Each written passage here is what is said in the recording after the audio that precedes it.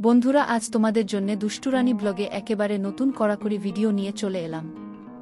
High বন্ধুরা, তোমরা সবাই কেমন আছো? আশা করি ভালো আছো। বন্ধুরা, এই গল্পে ডুব দেওয়ার আগেই বলে রাখি, লাইক শেয়ার করতে ভুলবেন না এবং আমাদের ইউটিউব চ্যানেলে এখন থেকে প্রতিদিন দুপুর 2টায় এবং রাত 10টায় ভিডিও দেখতে হলে চ্যানেলটি এখনই সাবস্ক্রাইব করে বন্ধু হয়ে পাশে থেকো। আশা করি শেষ অবধি হেডফোনে মনোযোগ দিয়ে শুনলে ভালো লাগবে। তাহলে চলো শুরু করি। সকাল সকালেই গ্রামে আজ অন্যরকম একটা আমেজ ছড়িয়ে পড়েছে। আকাশটা নীলচে, হালকা মেঘ ভাসছে, যেন প্রকৃতি নিজেই রাখি পূর্ণিমার সাজে সেজে উঠেছে। খালের ধারে কাশফুল দুলছে, বাতাসে কেমন এক উৎসবের গন্ধ। গ্রামের মেয়েরা লাল সাদা শাড়ি, গায়ে গন্ধরাজের ফুলের মালা, হাতে রাখি, সবই যেন এক রঙিন ছবির মতো। রিমি আজ ভোরেই উঠে পড়েছে। সে ঘরের বড় বউ, তবে বয়সে তেমন বড় নয়, এই তো 25 ছুঁই ছুঁই। গায়ের রং উজ্জ্বল গমগমে, চোখে মুখে সবসময় একরকম প্রাণের হাসি। আজ সে গায়ে পরে নিয়েছে লাল পাড়ের ধবধবে সাদা শাড়ি, কপালে গোল লাল টিপ, আর চুলের খোপায় গুজে দিয়েছে গন্ধরাজ ফুল। রান্নাঘরে ভেপু বাজিয়ে চা ফুটছে, আর বাইরে উঠোনে গঙ্গাজলের কলসি সাজিয়ে রেখেছে। রাখি পূর্ণিমা মানে আজ সারা গ্রামেই ভাইবোনের মিলন, কিন্তু রিমির মনটা আজ কেমন জানি অস্থির। কারণ আজ বাড়িতে ফিরছে তার ছোট দেবর অর্ণব। অর্ণব শহরে কলেজে পড়ে, বছরে কদিনই বা আসে, তাও উৎসবের সময়ই। বয়সে মাত্র 3 বছরের ছোট, কিন্তু তার সেই দুষ্টুমি আর হাসি, এসব রিমির মনে সবসময় এক অদ্ভুত টান তৈরি করে। ঠিক তখনই উঠোনের বাইরে গরুর গাড়ির শব্দ শোনা গেল। রিমি কৌতূহলী হয়ে দরজার ফাঁক দিয়ে উকি দিল। দূরে ধুলো উড়িয়ে আসছে গাড়ি, আর তাতে বসা অর্ণব, গায়ে হালকা নীল শার্ট, চুলে একটু এলোমেলো ভাব, ঠোঁটে সেই চেনা হাসি। রিমির বুকের ভেতরটা হঠাৎ ধক করে উঠল, কে জানে কেন। দিদি। গাড়ি থেকে নেমেই অর্ণব ছুটে এলো রিমির দিকে। রিমি হাসি মুখে বলল, ওরে বোকা, আজ তো রাখি পূর্ণিমা, এত তাড়াহুড়ো করছিস কেন? অর্ণব ঠোঁটের কোণে দুষ্টু হাসি রেখে বলল, দিদি না, বৌদি বলো। আমি এখন তোকে বৌদি বলেই ডাকবো। রিমি একটু লজ্জা পেয়ে হেসে বলল, বৌদি? তা ঠিক আছে, কিন্তু আগে হাত ধুয়ে আয়, তারপর রাখি বাঁধব। অর্ণব বলল, হাত ধোয়ার আগে তোকে একবার ভালো করে দেখে নিই, কেমন সুন্দরী হয়ে গেছিস। এই কথায় রিমির গাল হালকা লাল হয়ে উঠল। সে চোখ ফিরিয়ে নিল, কিন্তু মনের ভেতরে কোথাও যেন একটা উষ্ণ ঢেউ বইতে লাগল। পরে দুপুরে উঠোনে সবাই মিলে রাখি বাঁধার অনুষ্ঠান শুরু হল। ছোট বড় সব বোনেরা ভাইদের হাতে রাখি বেঁধে মিষ্টি খাইয়ে দিচ্ছে। রিমি হাতে থাকা রাখিটা অর্ণবের হাতে বাঁধতে গেল। অর্ণব মুচকি হেসে তার হাত বাড়িয়ে দিল। রিমি রাখি বাঁধার সময় লক্ষ্য করল, অর্ণবের চোখে একরকম গভীর দৃষ্টি, যা যেন সাধারণ ভাইয়ের চোখ নয়। কি দেখছিস এভাবে? রিমি হেসে বলল। অর্ণব শান্ত গলায় বলল, দিদি। মানে বৌদি, রাখির এই ধুতির গিঁটটাই কি আমাদের বাঁধন? রিমি থমকে গেল। কথা বলার ভঙ্গিতে এমন কিছু ছিল, যা তার বুকের ভেতরে আলগা আগুন ধরিয়ে দিল। বিকেলে গ্রামে মেলার আয়োজন ছিল। রিমি ও অর্ণব একসাথে মেলায় গেল, ভিড়ের মধ্যে হাঁটতে হাঁটতে কাচের চুড়ি কিনল, ফুচকা খেল। একসময় বৃষ্টির হালকা ফোঁটা পড়তে লাগল, সবাই ছত্রভঙ্গ হয়ে গেল।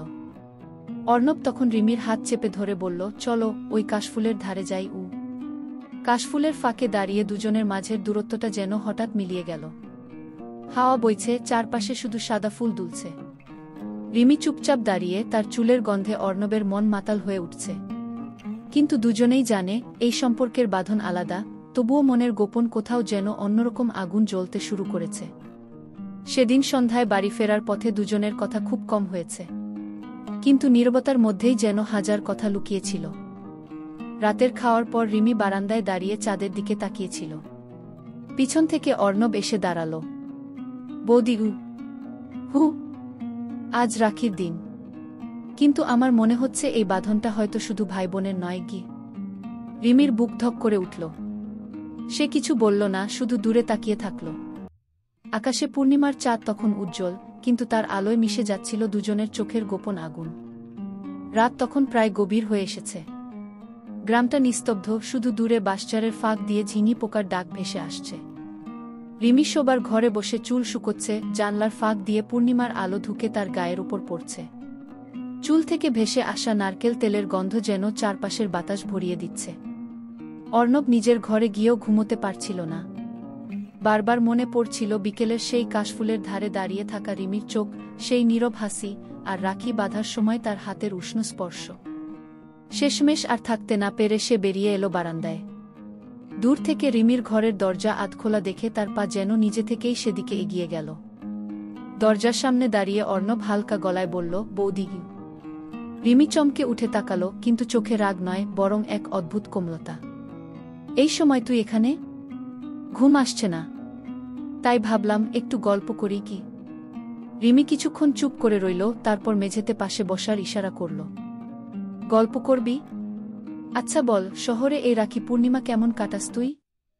অর্ণব হেসে বলল, শহরে রাখি মানে শুধু আনুষ্ঠানিকতা, কিন্তু গ্রামে তোর সঙ্গে এটা আলাদা। মনে হয় এই দিনটা যেন আমাদের জন্যই। রিমির মনে এক অদ্ভুত শিহরণ বয়ে গেল। কথাগুলো সাধারণ শোনালেও ভেতরে যেন লুকিয়েছিল অন্য মানে। আমাদের জন্য? রিমি ঠোঁটে হাসি রেখে প্রশ্ন করল। হ্যাঁ। জানি না কেন বৌদি, তোর কাছে এলে মনে হয় সময় থেমে যায়। এই কথা শুনে রিমির গলা শুকিয়ে এলো। বাইরে বাতাসে গাছের পাতা দুলছে, মনে হলো সেই শব্দ থেমে গেছে। তারা অনেকক্ষণ চুপ করে বসে থাকল। মাঝে মাঝে চোখাচোখি হচ্ছে, কিন্তু কেউই প্রথমে দৃষ্টি সরাচ্ছে না। রিমি নিজের অজান্তেই ভাবতে লাগল, এ কেমন টান? এত বছর ধরে তো অর্ণবকে দেখছে, কিন্তু আজ কেন এই অস্থিরতা? হঠাৎ রান্নাঘরের দিক থেকে কড়াইতে কিছু পড়ার শব্দে রিমি চমকে উঠল। উফ, মনে হয় বিড়াল ঢুকে পড়েছে, বলে সে উঠে গেল। অর্ণবও পিছু নিল। রান্নাঘরে গিয়ে দুজনে হাসি মুখে দেখল, সত্যিই একটা বিড়াল মাছের গন্ধে ঢুকে পড়েছে। রিমি বিড়ালটাকে তাড়াতে গিয়ে পিছলে গেল, আর অর্ণব দ্রুত তাকে ধরে ফেলল। মুহূর্তের জন্য রিমির দুই হাত অর্ণবের কাঁধে, আর অর্ণবের হাত তার কোমরে, দুজনের চোখের দৃষ্টি এক হয়ে গেল। এই ছোট্ট মুহূর্তটা যেন অনন্ত হয়ে গেল। রিমির কপালের চুল অর্ণবের মুখে এসে লাগল, অর্ণবও ধীরে ধীরে সেটাকে সরিয়ে দিল। সাবধানে থাকিস বৌদি। অর্ণবের গলায় অদ্ভুত কোমলতা। হু কি রিমির গলা যেন আটকে গেল। রাতের খাবারের পর সবাই ঘুমিয়ে পড়ল, কিন্তু রিমি আর অর্ণবের ঘুম এলো না। বাড়ির পেছনের আমগাছতলায় দুজনে আবার মুখোমুখি হল। চাঁদের আলোয় রিমির মুখে এমন এক আবেশ, যা অর্ণব আগে কখনো দেখেনি। বৌদি, তুই জানিস, ছোটবেলা থেকে তোকে আলাদা করে দেখতাম না, কিন্তু আজ। অর্ণবের কথা শেষ হওয়ার আগেই রিমি বলল, থাম। যা বলবি সেটা হয়তো শোনা উচিত নয়, তবুও বলতে ইচ্ছে করছে। রিমি কিছু বলল না, শুধু ধীরে ধীরে চোখ নামিয়ে নিল। বাতাসে কাশফুলের গন্ধ, চাঁদের আলো, আর এই নীরবতা, সব মিলিয়ে যেন হৃদয়ের ভেতর লুকানো আগুনটাকে আরও তীব্র করে তুলছিল। রাতের আকাশে তখনও পূর্ণিমার আলো ঝলমল করছে। গ্রামটা যেন চাঁদের রূপালী পর্দায় মোড়া, শুধু মাঝে মাঝে ঝোপঝাড়ে ঝিঙি পোকার ডাক ভেসে আসছে। অর্ণব আর রিমি আমগাছের তলায় দাঁড়িয়ে আছে, দুজনের মাঝখানে যেন এক অদৃশ্য বাঁধন তৈরি হয়ে গেছে। রিমি ধীরে ধীরে মাথা তুলে তাকালো অর্ণবের দিকে। চোখে এক অদ্ভুত দ্বিধা, তবুও সেই দৃষ্টিতে কোমলতা লুকোনো নেই। অর্ণব, তুই কাল শহরে ফিরে যাবি তো? অর্ণব ঠোঁট কামড়ে বলল, হ্যাঁ, কিন্তু মনটা কিছুতেই মানছে না। রিমি চুপ করে রইল। অর্ণব হঠাৎ গলা নামিয়ে বলল, বৌদি, জানিস, শহরে যত লোকজন, যত আলোর ঝলকানি, কারো চোখে তোকে দেখার মতো সেই মায়া পাই না। তুই আলাদা।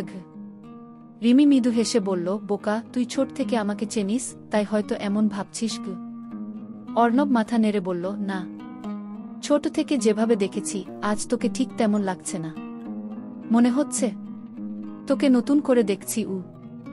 এই কথা শুনে রিমির বুকের ভেতরে যেন কেমন হালকা কেঁপে উঠল। সে হঠাৎ পাশ কাটিয়ে হাঁটতে লাগল বাড়ির পেছনের পুকুরঘাটের দিকে। অর্ণবও পিছনে এল। পুকুরের জলে পূর্ণিমার চাঁদ যেন ভেসে আছে। হালকা বাতাসে শাড়ির আঁচল উড়ছে, চুলের খোপা কিছুটা এলোমেলো। অর্ণব সেই দৃশ্যের দিকে তাকিয়ে রইল, যেন এই মুহূর্তটাই তার জীবনের সবচেয়ে সুন্দর ছবি। রিমি আস্তে গলায় বলল, অর্ণব, তুই জানিস এই গ্রামে ভাইবোনের বন্ধন কতটা পবিত্র মনে করে সবাই? আমাদের মাঝের এই অদ্ভুত টান কেউ জানলে ভালোভাবে নেবে না। অর্ণব ধীরে ধীরে এগিয়ে এসে বলল, আমি কারো জন্য ভাবছি না বৌদি। আমি শুধু ভাবছি আমার মনের কথা তোকে বলতে পারবো কিনা। রিমি দীর্ঘশ্বাস ফেলল। তুই যা ভাবছিস তা ঠিক নয়। কথাটা বললেও তার কণ্ঠে দ্বিধা নেই, যেন সে নিজেকেই বোঝাচ্ছে, অর্ণবকে নয়। দুজনেই কিছুক্ষণ চুপ করে রইল। দূরে কোনো এক বাড়ি থেকে ঢোলের মৃদু শব্দ ভেসে আসছে, সম্ভবত কারো বাসায় পূর্ণিমার ভোগ চলছে। হঠাৎ অর্ণব পকেট থেকে ছোট্ট একটা লাল ফিতে বের করল। এটা আমি শহর থেকে এনেছি। রাখির দিন তোকে দিতে চেয়েছিলাম, কিন্তু রাখি আর ফিতের মানে আলাদা গু। রিমি কৌতূহলী হয়ে ফিতেটা হাতে নিল। মানে? মানে রাখি ভাইবোনের বাঁধন, আর এই ফিতে, এটা আমি চাই আমাদের গোপন বাঁধন হোক। রিমির চোখ বিস্ময়ে বড় হয়ে গেল। সে কিছু বলতে পারছিল না। বাতাসে হালকা গন্ধরাজের সুবাস, আর দূরে কাশফুলের দুলুনি, সব মিলিয়ে মুহূর্তটা অদ্ভুত এক নীরব জাদুর মতো। অর্ণব ফিতেটা তার হাতে বেঁধে দিল। শুধু তুই আর আমি জানব। এই বাঁধন রাখির থেকেও গভীর গু। রিমি ধীরে ধীরে হাত সরিয়ে নিল, কিন্তু ফিতেটা খোলেনি। তার চোখে যেন জল চিকচিক করছে, মুখে কোনো কথা নেই, তবুও অর্ণব বুঝে ফেলল, এই নীরবতা মানেই তার উত্তর। রাত আরও গভীর হল, কিন্তু দুজনের মনেই অদ্ভুত আলো জ্বলে রইল। ভোরের আলো তখনও পুরোপুরি ছড়ায়নি। আকাশে হালকা লালচে আভা, দূরে মসজিদ থেকে আজানের সুর ভেসে আসছে। উঠোনে তালপাতার ঝুড়িতে রিমি গরম গরম লুচি সাজাচ্ছে, পাশে আলুর তরকারির হাঁড়ি। সকালের হাওয়া গায়ে লাগছে ঠান্ডা ঠান্ডা, কিন্তু রিমির মন যেন কেমন উষ্ণ হয়ে আছে, হয়তো গত রাতের সেই কথোপকথনের জন্যই। অর্ণব ঘর থেকে বেরিয়েই দেখল রিমি মাথায় আঁচল টেনে রান্না করছে। গরম তেলের শব্দে মাঝে মাঝে তার চুলের কিছু গোছা কপালে নেমে আসছে। অর্ণব দাঁড়িয়ে রইল, যেন এই দৃশ্যটা তার চোখে এঁকে রাখতে চায়। কি হলো? এখানে দাঁড়িয়ে আছিস কেন? রিমি মাথা না ঘুরিয়েই বলল। দেখছি। রান্না করতেও তুই কেমন সুন্দর লাগছিস গো। রিমি মৃদু হেসে বলল, বোকা, এসব কথা কেউ বলে নাকি? আমি বলি, কারণ আমি তোকে অন্য চোখে দেখি গু। এই অন্য চোখে কথাটা রিমির গায়ে কেমন যেন শিহরণ জাগিয়ে দিল। সে কিছু না বলে হাড়ির দিকে মন দিল, কিন্তু অর্ণবের দৃষ্টি তার গায়ের উপরই রয়ে গেল। সকালের নাশতা শেষে বাড়ির বড়রা গ্রামের মেলায় যাওয়ার কথা তুলল। ঠিক হলো, বিকেলে সবাই একসাথে যাবে। কিন্তু দুপুরের পরে অর্ণব এসে রিমিকে আলাদা করে বলল, বৌদি, আমরা আগে আগে বেরোই না? মেলায় ভিড় হবে, তোকে শান্তভাবে দেখতে পারবো না গি। রিমি একটু অবাক হয়ে বলল, তুই কি আমাকে দেখতে মেলায় যাবে নাকি? অর্ণব মুচকি হেসে বলল, তুই থাকলেই মেলায় আমার কাছে আলাদা গি। দুপুরের রোদ তখন একটু নরম হতে শুরু করেছে। রিমি সাদা শাড়িতে লাল পাড়, হাতে কাচের চুড়ি, কপালে সিঁদুরের রেখা, পুরো সাজেই যেন গ্রামের মেলার আবহ। অর্ণব তার পাশে হাঁটছে, মাঝে মাঝে ভিড়ের মধ্যে হাত ধরে টেনে নিচ্ছে, যেন হারিয়ে না যায়। মেলায় পৌঁছে তারা প্রথমেই গেল খেলনার দোকানে। রিমি বলল, আমার ছোটবেলায় মেলায় গিয়ে কাঠের বাঁশি কিনতে খুব ভালো লাগতো। ও অর্ণব সঙ্গে সঙ্গে একটা লাল সবুজ রঙের বাঁশি কিনে তার হাতে দিল। এবার তুই বাজা, আমি শুনব ঘু। রিমি হেসে বাজাতে লাগল, আর অর্ণব সেই সুরের মধ্যে যেন হারিয়ে গেল। মেলার ভিড় বাড়তে থাকায় দুজনেই একসময় সরে গেল পাশের নদীর ধারে। হালকা বাতাসে রিমির আঁচল উড়ে গিয়ে অর্ণবের হাতে লেগে গেল। অর্ণব ধীরে ধীরে আঁচলটা ঠিক করে দিল, আর সেই মুহূর্তে দুজনের চোখ আবার মিলল, আবার সেই নীরব আগুন। বৌদি, তুই কি জানিস? শহরে ফেরার কথা ভাবলেই মনটা ভারী হয়ে যাচ্ছে গি। সবাই তো নিজের জীবনে ফিরে যায় অর্ণব গু, কিন্তু আমি মনে করি তুই ছাড়া আমার জীবনটা অসম্পূর্ণ গু। রিমি কথা বলার চেষ্টা করল, কিন্তু গলা কেমন যেন আটকে গেল। এই কথা যে তাকে ভিতরে ভিতরে কাঁপিয়ে দিচ্ছে, সেটা অর্ণব বুঝে ফেলল। ঠিক তখনই দূর থেকে গ্রামবাসীর কয়েকজন পরিচিত মানুষ এগিয়ে আসতে দেখল তারা। রিমি তাড়াতাড়ি দূরে সরে গেল, আর অর্ণব মুখ ঘুরিয়ে নিল। মুহূর্তেই তাদের সেই জগৎ ভেঙে গিয়ে বাস্তবের দেয়াল সামনে দাঁড়িয়ে গেল। মেলা থেকে ফেরার পথে দুজনেই খুব কম কথা বলল, কিন্তু চোখে চোখ পড়লে বোঝা যাচ্ছিল এই নীরবতা অনেক গভীর কথা বলে দিচ্ছে। রাতের খাওয়ার পর সবাই যখন আড্ডা দিচ্ছিল, তখনই অর্ণব আস্তে করে রিমির হাতের কবজির দিকে তাকাল। সেই লাল ফিতেটা এখনও বাঁধা আছে। রিমি হয়তো খেয়ালই করেনি, কিন্তু অর্ণবের মনে হল এটাই তাদের অদৃশ্য প্রতিশ্রুতির চিহ্ন। ভোরবেলা উঠোনে পিপি পাখির ডাক। রিমি পুকুর ঘাটে কলসিতে জল তুলতে গেছে। আকাশে তখনও হালকা কুয়াশা, কিন্তু পুকুরের জল যেন আয়নার মতো পরিষ্কার। সে ধীরে ধীরে কলসিতে জল ভরছিল, ঠিক তখনই অর্ণব এসে দাঁড়াল। তুই আবার এত ভোরে এখানে? রিমি কপালে ভাঁজ ফেলে বলল। তোকে দেখার অজুহাত খুঁজে পাইনি, তাই ভাবলাম জলের অজুহাত ভালো। রিমি চোখ ঘুরিয়ে হাসল, কিন্তু কিছু বলল না। কলসিতে জল ভরে ফেরার সময় হালকা কুয়াশায় তাদের ছায়া একসাথে পড়ছিল মাটিতে, যেন এক অদৃশ্য বাঁধনের ছায়া। সকালবেলা বাড়িতে অতিথি এলো, দূর সম্পর্কের এক পিসিমা, যিনি ছোট থেকেই সব কিছু খুঁটিয়ে দেখার অভ্যেস রাখেন। দুপুরে খাওয়ার সময় তিনি হঠাৎ রিমির হাতে বাঁধা লাল ফিতের দিকে তাকিয়ে বললেন, এই ফিতেটা নতুন নাকি? রাখির সময় তো দেখিনি গি। রিমি একটু থমকে গেল। অর্ণব চুপচাপ বসে রইল। রিমি হেসে বলল, ও, এটা তো মেলায় খেলনার দোকান থেকে কিনেছি গু। পিসিমা কিছু না বলে হেসে মাথা নেড়ে নিলেন, কিন্তু তার চোখে কৌতূহলের ঝিলিক স্পষ্ট ছিল।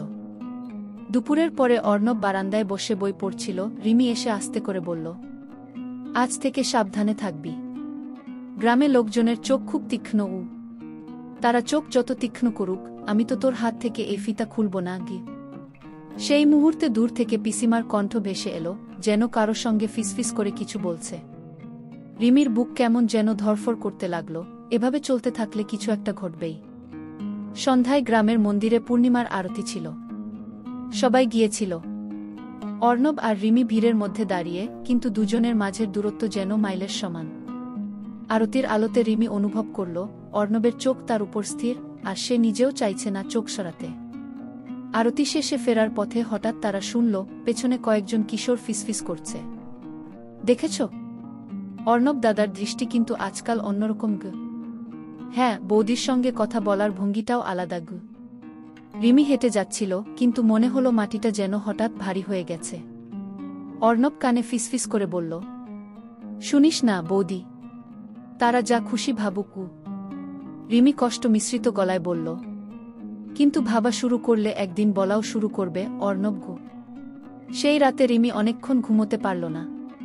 খাটের পাশে টেবিলে রাখা লাল ফিতেটার ছায়া চাঁদের আলোয় দীর্ঘ হয়ে পড়েছিল, যেন সেটা শুধু কাপড়ের টুকরো নয়, বরং এমন এক বাঁধন যা যেমন টানে তেমনি ভয়ও দেখায়। সকালটা শুরু হয়েছিল একেবারে স্বাভাবিকভাবেই। উঠোনে তুলসীতলার সামনে রিমি ধূপ জ্বালাচ্ছে, দূরে ধানক্ষেতের উপর ভোরের কুয়াশা। অর্ণব ছাদে দাঁড়িয়ে চা খাচ্ছিল আর চুপচাপ তাকিয়েছিল নিচের দৃশ্যের দিকে। কিন্তু এই শান্ত সকাল বেশিক্ষণ টিকল না। দুপুরের পর অর্ণব ঘরে বসে গান শুনছিল। হঠাৎ দরজার বাইরে থেকে গুরুগম্ভীর গলা, অর্ণব, একটু কথা বলতে পারি? এটা ছিল অর্ণবের বড় ভাই, রিমির স্বামী অরূপ। অর্ণব চমকে উঠল, কিন্তু মুখে স্বাভাবিক ভাব রাখল। হ্যাঁ দাদা, বলো। অরূপ দরজা বন্ধ করে ভেতরে এসে দাঁড়ালেন। তার মুখে এমন একটা ভাব যা অর্ণব আগে খুব কম দেখেছে। শুন, গ্রামের মানুষ যাতা বলুক তাতে আমার কিছু যায় আসে না, কিন্তু এখন শুনছি তুই আর রিমি একসাথে মেলায় ঘুরেছিস, নদীর ধারে বসেছিস, আবার এই ফিতের ব্যাপারও। অর্ণব মাঝেই থামিয়ে দিল। দাদা, ফিতেটা আমি দিয়েছি রাখির দিনে। মানে একরকম মজার ছলে। অরূপের চোখে তীক্ষ্ণ দৃষ্টি। মজা আর সীমানা, এই দুইয়ের মধ্যে ফারাকটা ভুলে যাস না অর্ণব। রিমি আমার স্ত্রী, আর তুই আমার ছোট ভাই। আমি চাই না গ্রামের মুখে আমাদের পরিবারের অসম্মান হোক। কি এই কথাগুলো অর্ণবকে যেন ভিতর থেকে আঘাত করল। সে কিছু বলতে গিয়েও থেমে গেল। অরূপ চলে যাওয়ার পর সে দীর্ঘক্ষণ চুপচাপ বসে রইল। সন্ধ্যায় উঠোনে সবাই আড্ডা দিচ্ছিল, কিন্তু অর্ণব আর রিমি কথা বলল না। শুধু একবার চোখে চোখ পড়তেই রিমি অনুভব করল আজ কিছু বদলে গেছে।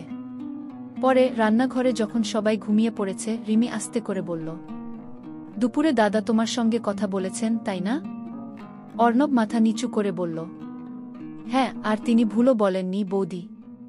কিন্তু তুই কি মনে করিস আমরা এই বাঁধনটা ভুলে যেতে পারব? রিমি কিছুক্ষণ চুপ করে থেকে বলল, ভুলতে পারবো না বলেই তো ভয় লাগছে গি। চুপচাপ রান্নাঘরের জানালা দিয়ে চাঁদের আলো ঢুকছিল, আর মেঝেতে পড়া তাদের ছায়া যেন ফিতের মতো লম্বা হয়ে একে অপরের সঙ্গে জড়িয়ে যাচ্ছিল। কিন্তু এবার সেই জড়ানো ছায়া একটুকরো ভয় মিশে গেছে, যে ভয় হয়তো তাদের আসল পরীক্ষার শুরু। পরের দিন সকালে গ্রামের হাট বসেছিল। রিমি গিয়েছিল কিছু বাজার করতে। হাটের ভিড়ের মধ্যে সে টের পেল কিছু মানুষ ফিসফিস করছে আর তার দিকে তাকাচ্ছে। কারো চোখে কৌতূহল, কারো চোখে মৃদু কটাক্ষ। হঠাৎ পাশের দোকানের আড়ালে দাঁড়িয়ে থাকা দুই মহিলা তার কানে এলো, শুনেছিস অরূপের ছোট ভাই আর বৌদি নাকি নদীর ধারে একসাথে বসেছিল গু? হ্যাঁ রে, সেই লাল ফিতের কথাও শুনেছি গু। রিমির বুক কেঁপে উঠল। মুখ নিচু করে বাজার সেরে সে দ্রুত বাড়ি ফিরল। বাড়িতে ঢুকতেই অর্ণব তার মুখ দেখে বুঝতে পারল কিছু একটা ঘটেছে। কি হয়েছে বৌদি? গুজব শুরু হয়ে গেছে অর্ণব, এবার হয়তো থামানো যাবে না গি।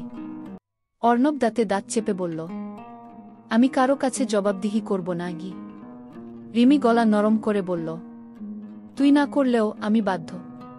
আমি একজনের স্ত্রী, আর এই গ্রাম আমাদের ছেড়ে কথা বলবে না গি। সেই বিকেলে অরূপ বাড়ি ফিরল।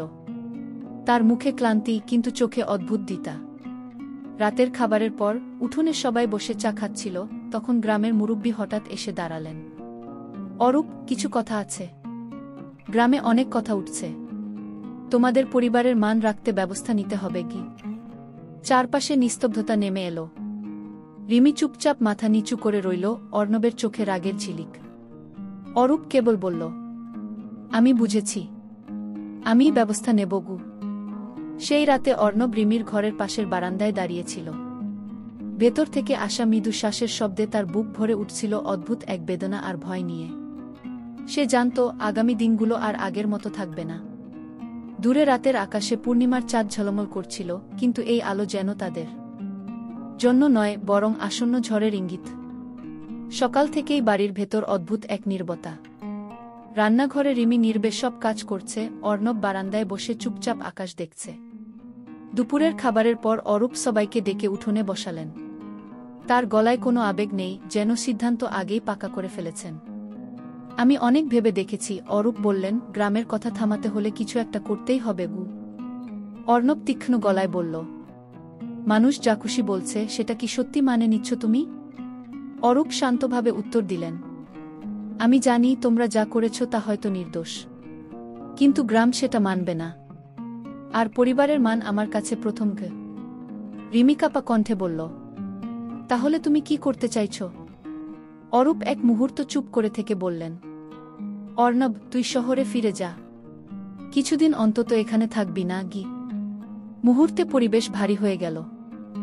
অর্ণব রাগে উঠে দাঁড়াল, তুমি চাও আমি পালিয়ে যাই? যেন আমি দোষী?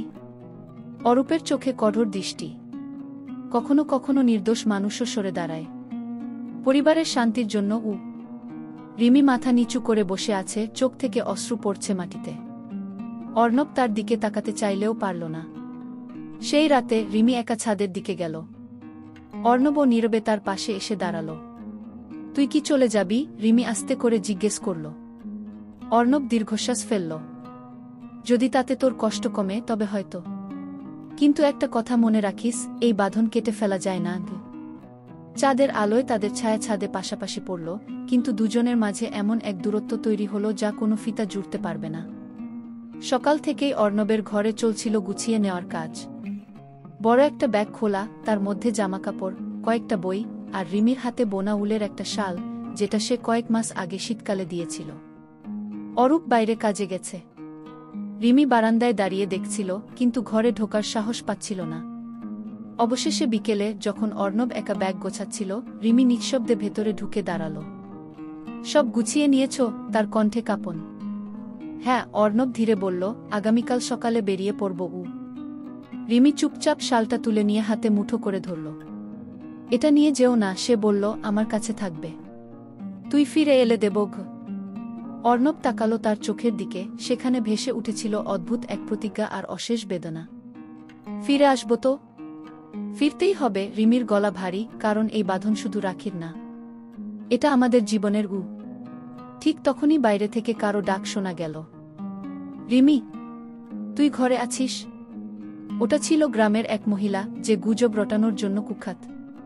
রিমি চমকে উঠে দরজার দিকে তাকালো। অর্ণব হঠাৎ হাত বাড়িয়ে তার আঙুলগুলো ধরে ফেলল, মুহূর্তের জন্য যেন সময় থেমে গেল। কিন্তু দরজার বাইরে পায়ের শব্দ ক্রমশ কাছে আসছিল। রিমি তাড়াতাড়ি হাত ছাড়িয়ে বাইরে বেরিয়ে গেল, মুখে জোর করে স্বাভাবিক হাসি।